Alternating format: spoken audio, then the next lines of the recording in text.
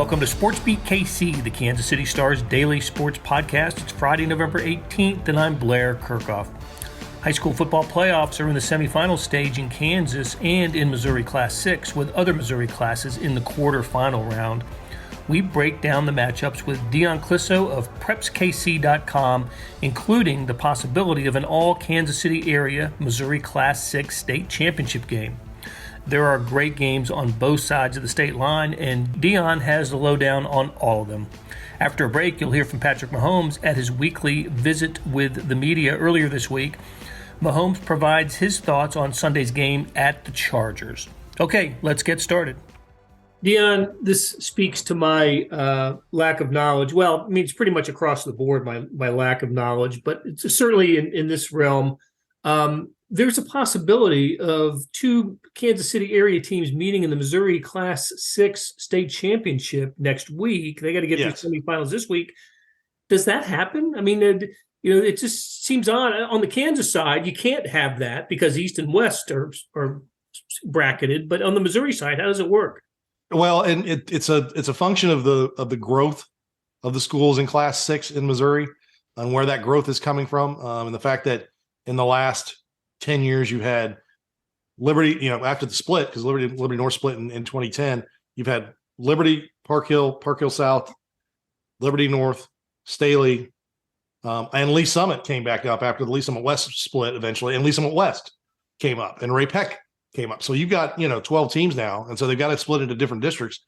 That started happening about 2014. I think Blue Springs and Blue Springs South got carved off into different districts. I think it was Blue Springs South first. They were out there by themselves. They went with some Columbia teams. And in 2015, there was a possibility. Blue Springs was kind of average that year, and they made it to the quarterfinals, and South went on to win the state championship. There was that possibility. Last year was as close as we came. Lee Summit North was playing CBC. Kind of had them in a position to win that game late, and they didn't. They fell short, and then Liberty North was on the other sthat. And now this year, Liberty North's got CBC, and Lee Summit North's going to DeSmet. So we'll see. I mean, they're both winnable games. I think it's interesting that it's they do a rotation of districts. So every year it's it'd be like a 1 and 2 versus 3 and 4, or 1 and 4 and 2 and 3, or 1 and 3 and 2 and 4. So they rotate it around. They have moved the Kansas City teams out of a district that would have made it so that 3 out of 4 years there was a chance that two teams could make it together. I'm not saying the fix is in, but I don't know if anybody really wants to see two Kansas City teams. I'm biased in that sense. I think we play the best brand of football right now. It's easy to be biased. We've got probably 9 of the top 11 teams in the state are right here. So to me, it's like that. But the Class 6 in Missouri, it could happen if you rope in the Lawrence schools. It could happen in Kansas now because Lawrence and Free State are over there, and Gardner-Edgerton was over there the 2 years before that, but now they're back over. It's all depends on the size of those Wichita schools, how they bounce up and down, which is a lot like what's going on in Missouri is the St. Louis schools, how they're bumping up and down in size. And it's kind of interesting on a totally different subject. Cole Young texted me today. He's an avid watcher of Class 1 football, being from Adrian and being the PA guy for them. A couple more Class 1 schools are going 8-man. And so that threshold for getting into Class 1 is dropping, and Lafayette County, who is a monster in Class 2, one of the top 5 programs in the state, could be in Class 1 next year. Ooh, so so that's how it's in flux. But no, you're right. It could be two Kansas City teams. Liberty North and Lee Summit North have been hands down the best two teams in the Metro on the Missouri side in Class 6 the last few years. And they really, you mix Ray Peck, who won it 2 years ago, but then the last 2 years it's been those two teams. Would love to see it. Don't know if it'll happen. We'll see. I like Lee Summit North's chances. Probably a little bit better than Liberty North. That being said, I think Liberty North has a better chance than they did last year in the state championship game against CBC. So it should be fun. And where is the 6A state title game? In Columbia. Everything's in Columbia. And so they play the week of Thanksgiving on the Saturday, and then 8-man and 1 through 5 play the next week because they have more than 32 teams. So they have to have that extra week of playoffs. I would love, and I'm putting this out there, I've done some stuff on Twitter. I would love for when the current stadium gets open to play the Class 6 game at the current stadium. because I think that's a perfect venue for a high school football, the big class high school football state championship game. You know, you can get 6,000-7,000 people in there, and it'll feel really full and loud. And I'm assuming that stadium is going to be built to usher that sound down onto the field. And Right. but that's a dream, because that's all, I guess what we're doing out here in Kansas City, just building stadiums all over the place. Yes, we are. Yes, we are. The cranes will be pretty dominant on the city skyline here in the next, next few years. That's for sure. So you like Lee Summit North's chances a little bit better than Liberty North, but you could see. I think I can see a title game. Liberty North's defense is really good. Yeah. And last year, what Liberty North struggled with was kind of the speed of that CBC defense. I've been told that defense isn't quite as fast as it was last year. And I think that Liberty North is maybe a little more skilled, not because they've gained a bunch of new players, but a lot of their juniors are now seniors, and their receivers a little more skilled. Sam Van Dyne, their quarterback, is outstanding. 22 touchdowns, no interceptions. He went in, I think, to the state championship game last year with 1 or 2 interceptions and threw 5 against CBC. It got away from him a little bit there in that game. But no, I like their. But the thing about Liberty North is their defense. No one scored more than 10 points on them pretty much all season long. Wow. I mean, that's kind of the number 10. They've given up like 14 here or there in some blowout games, but it's pretty much a score you're going to get. So they're pretty good. And then Lee Summit North's got a ton of talent, and DeSmet's got a lot of talent. So that's going to be a fun game on Friday night. Very good. All right. Several other games on the Missouri side that are interesting to me. One of the more fascinating matchups is in Class 4, Smithville and Center. Pretty much contrasting styles there, aren't they? A little bit, and Center's been a team that has been to the spot a couple times before, and in Class 3 and ran into Maryville. They had Malik Collins back in 2012. That team was as loaded as anybody.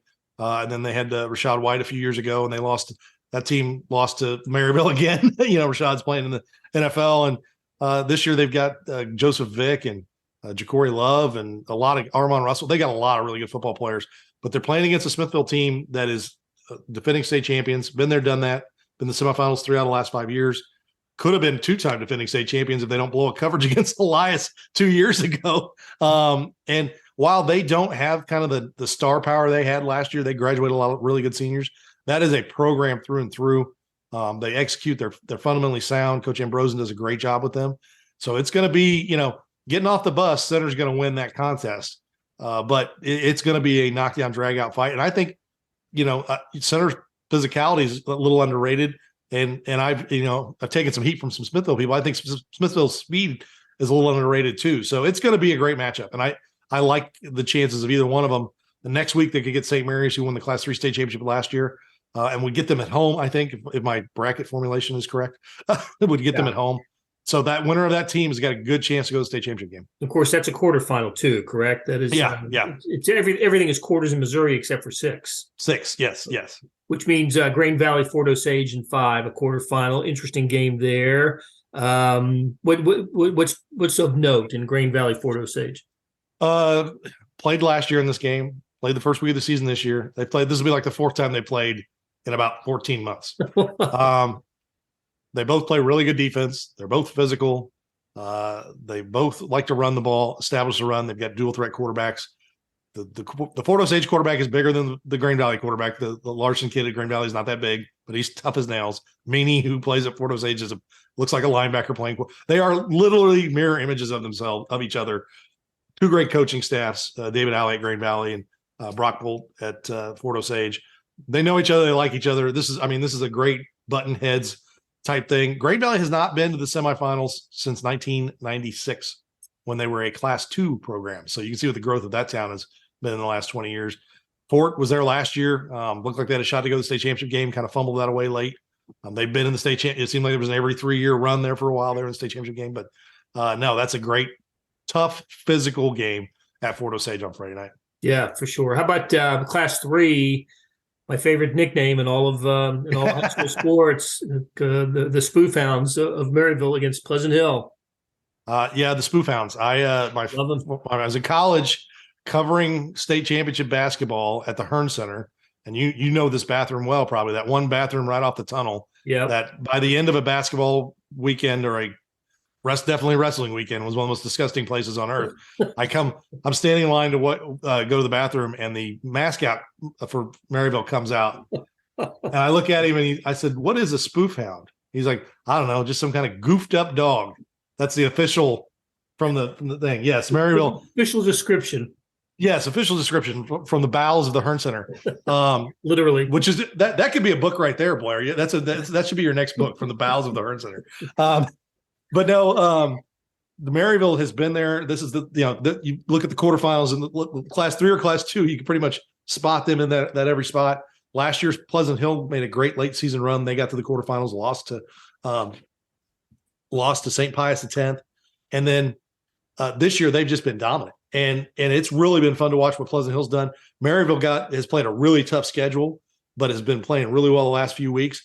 I think they said they are 90-4 at home the last 10 years. Wow, is what the Pleasant Hill coach told me, and he's told his kids, and I think this is a great line.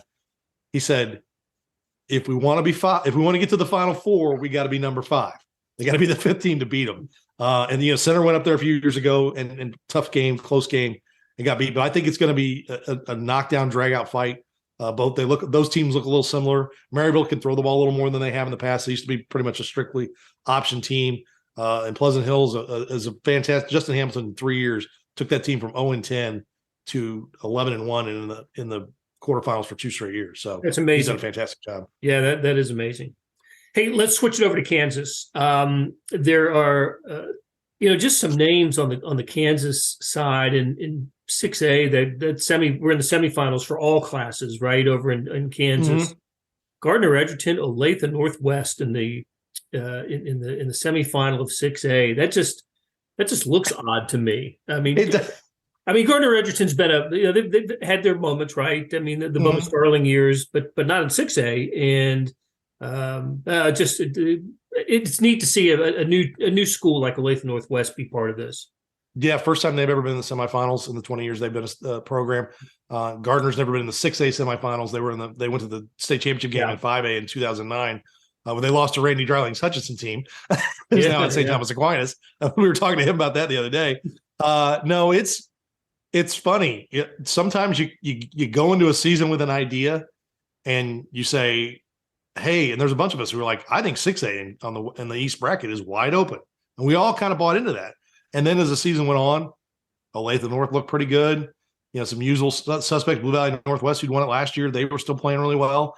Blue Valley West is a team I think a lot of us thought would be really good going into the season. They were kind of up and down all season, and here we are in the last week in the semis.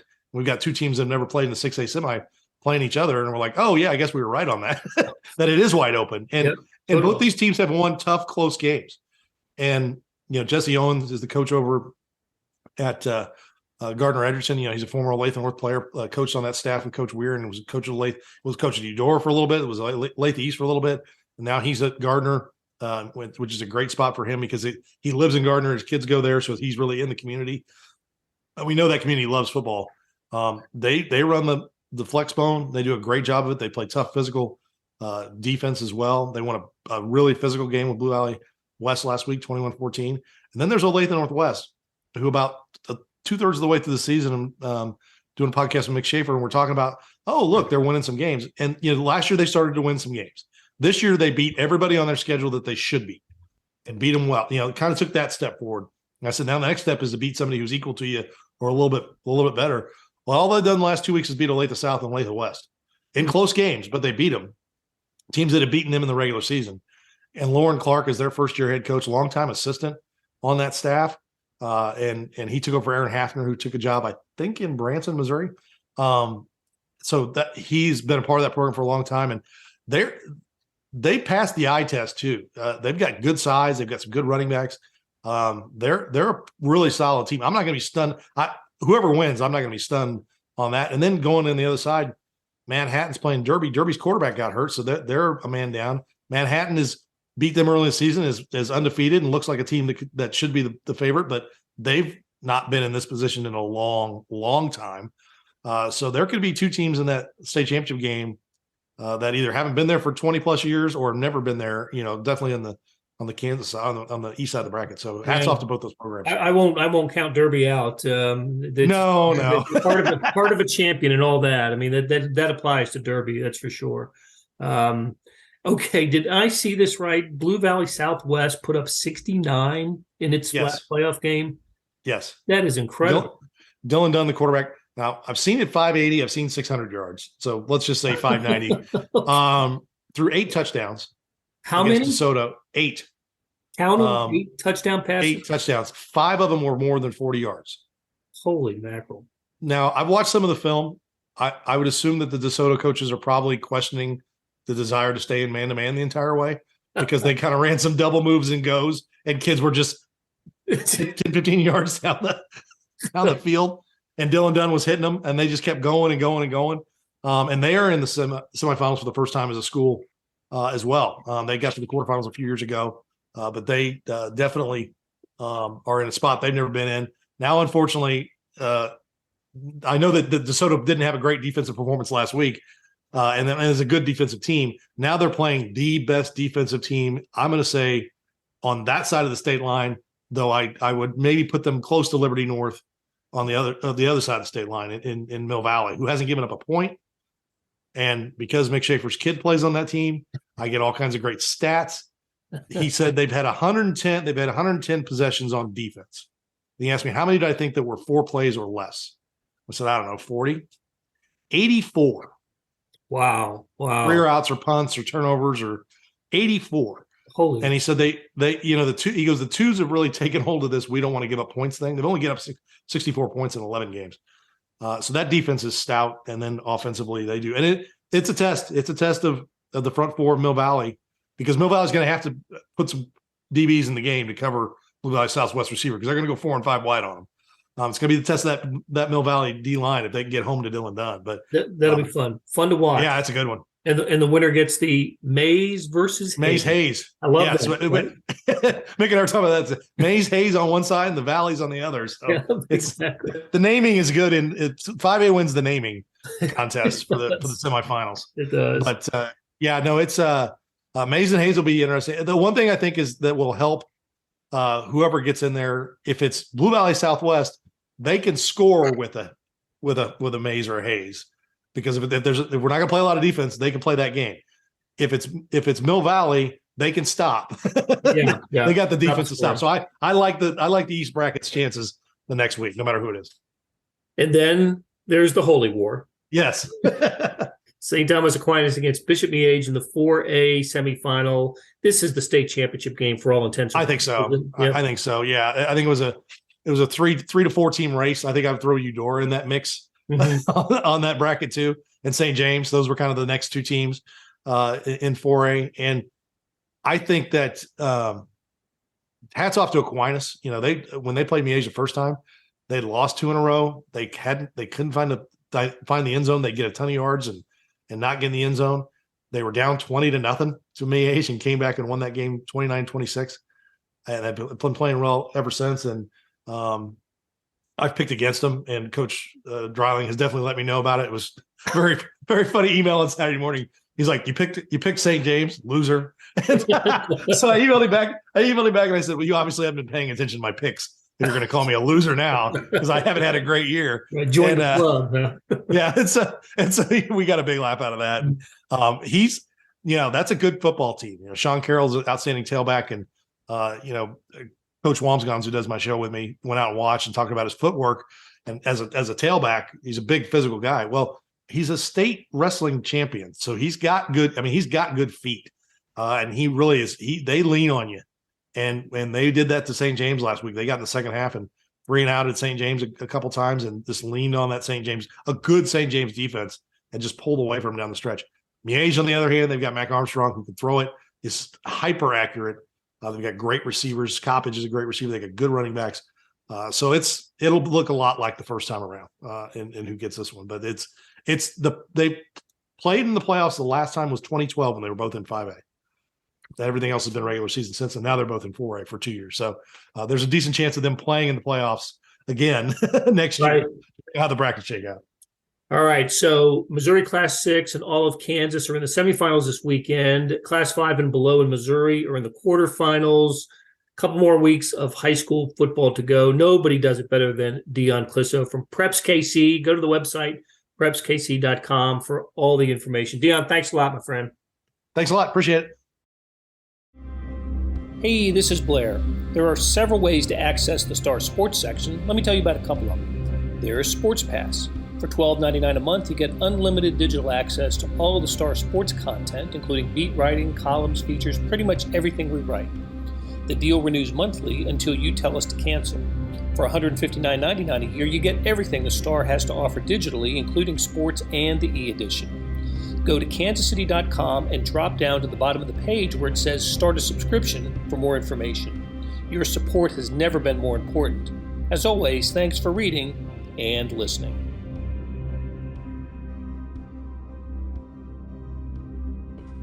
Yeah, because you understand, we've played two of these teams now. We haven't played Denver yet, but you know that they're great football teams. They just, in football, man, anybody can beat anybody any day. And so it hasn't gone their way in some of these games, these close, hard-fought games. But we understand how good the Chargers are.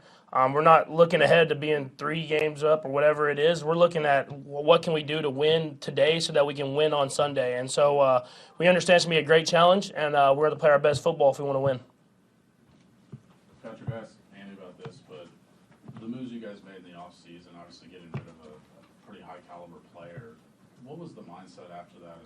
I asked this because you guys took over the number 1 seed. What was the mindset as far as keep striving towards the same goal? Was there a conversation you felt like you had with the players and understood them? I think guys just understand the culture that Coach Reed has built here over the years. It's bigger than one player. It's bigger than myself.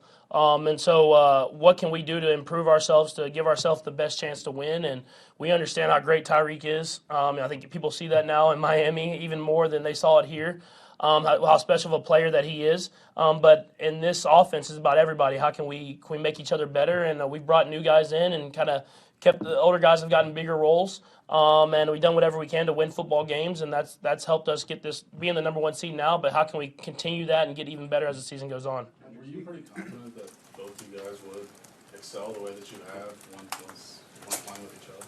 Yeah, I mean, I saw Tyreek at practice every single day, so I knew that he was going to make plays no matter where he was at, and he got in a great offense with other great players, so it made it easy for him to go out there and show his talent. And then for us, I mean, I knew the guys that we had in our locker room, and like I said at the beginning of the year, man, Coach Reed's had success everywhere. So if I just do what he says, usually good things happen. Does it surprise you that people seem to get healthy the week of when they come to when you're about to play? And I believe Mike Williams along with Keenan Allen, they're expected to come back and play this week, kind of, and then who knows what happens next week.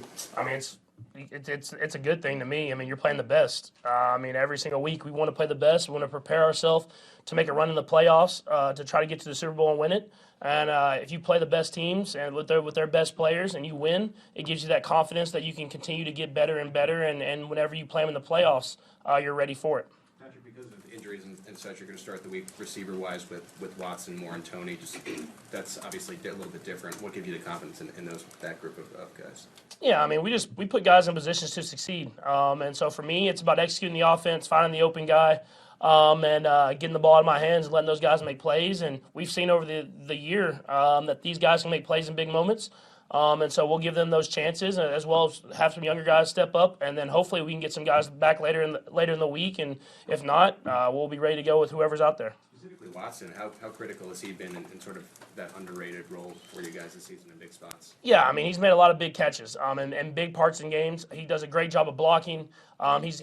It's crazy. Like in that last game, whenever we had some guys go out there back to back, he was kind of telling guys, "Hey, you go to this position and you take Juju's role, you take Marquez's role," and he knows every position on the football field, and he just wants to go out there and have success. So having guys like that, and I mean like that we have in the whole receiving room now, I think we'll be fine of just going out there and executing the offense. Patrick, I saw yesterday that you quote tweeted Baldy's video of Jared McKinnon and his blocking ability. Just what do you appreciate most about what he's been able to do to keep you upright in certain moments this season? Yeah, I mean, he has a great understanding of the protection plan. I mean, everything. That look that we got was kind of an unscouted look that we had gotten early in the season versus the Colts, where they used one of their linebackers to pick the tackle, and then the DN loops around. And earlier in the season, you might go with the linebacker because that's technically your guy, but he passed it off like he was an offensive lineman, man. And so for him, just knowing the protection plan, having that, like I said, that dog to step up and block a defensive end that's 6'5", 6'6", 280, and give me enough time to throw the ball downfield. I mean, that's what it takes in order to be a great team, is everybody doing their job. And it's special for a guy like that to take on that job and do such a great job of it. Patrick, two phone questions. Do you prefer being the top dog to where everybody's coming after you, or did you like it to where you were kind of trying to catch what Buffalo is at the moment? I'll follow up. I don't really care. I just want to win. Okay, that's good. That being the case, what has surprised you most? Each week in and week out. Obviously, you coming out of the game Sunday, you see the Minnesota Buffalo game being in the dogfight, and then of course, obviously anything can happen in the NFL. But then Philadelphia losing Monday night to Washington, where people were. So I mean, what has surprised you most when you see week in and week out in the NFL? It's not anything that surprises me. I mean, I understand it, man. I mean, everybody can beat everybody. I mean, there are great players on every single team in this league, and it's about who executes when it counts the most. And that's why we take situational football it's so important here. It's because it's something that changes games. I mean, everybody has great players. And we really focus on the situations that are going to win games, and we've done a great job this year of winning those situations. But let's keep it going, and whenever we get put in those situations again, let's maximize our opportunity and win more football games. Patrick, when you look at surprised what Tony's been able to give you coming in so late?